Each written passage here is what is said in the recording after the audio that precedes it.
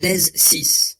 Quand les hommes commencèrent à se multiplier sur la terre et qu'ils eurent des filles, les fils de Dieu virent que les filles des hommes étaient belles, et ils prirent pour femmes celles qu'ils choisirent parmi elles. Alors l'Éternel dit, « Mon esprit ne va pas lutter indéfiniment avec les hommes à cause de leurs fautes. Ce sont des êtres dominés par leur faiblesse. Je ne leur donne plus que 120 ans à vivre. » À cette époque-là, il y avait des géants sur la terre. Et aussi, après que les fils de Dieu se furent unis aux filles des hommes et qu'elles leur eurent donné des enfants. Ce sont ces héros si fameux d'autrefois. L'Éternel vit que les hommes faisaient de plus en plus de mal sur la terre. À longueur de journée, leur cœur ne concevait que le mal. Alors l'Éternel regretta d'avoir fait l'homme sur la terre. Il en eut le cœur affligé.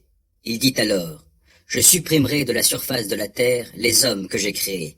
Non seulement les hommes, mais jusqu'aux animaux, jusqu'aux bêtes qui se meuvent à ras de terre et jusqu'aux oiseaux du ciel, car je regrette de les avoir faits. » Mais Noé obtint la faveur de l'Éternel. Voici l'histoire de la famille de Noé. Noé était un homme juste et irréprochable au milieu de ses contemporains. Il menait sa vie sous le regard de Dieu. Il eut 3 fils, Sem, Cham et Japheth. Aux yeux de Dieu, les hommes s'étaient corrompus et avaient rempli la terre d'actes de violence.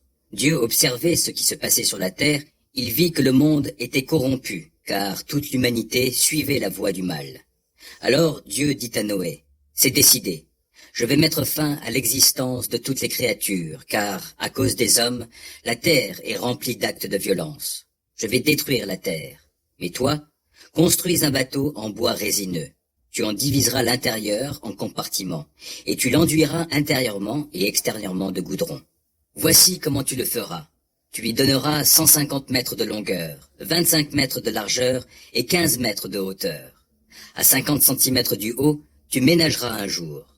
Tu mettras la porte du bateau sur le côté. À l'intérieur, tu disposeras un étage inférieur, un premier et un second étage.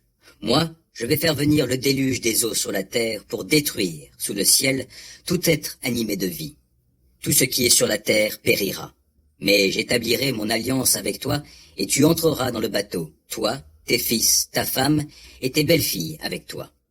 Tu feras aussi entrer dans le bateau un couple de tous les êtres vivants, c'est-à-dire un mâle et une femelle, de tous les animaux, pour qu'ils restent en vie avec toi.